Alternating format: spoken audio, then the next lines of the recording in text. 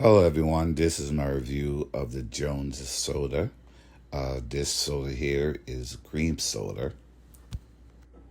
This brand here uses real cane sugar, not the artificial sugar for sweetening, so I like that. It doesn't have a lot of ingredients in it, so it's a pretty good soda. Fizzes up just like regular soda. Gonna open it up and show you me pouring it out. You can see the bubbles. It's carbonated. All right, let me grab a cup here.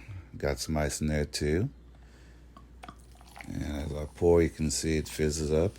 Nice, bubbly. And it tastes really good, very creamy.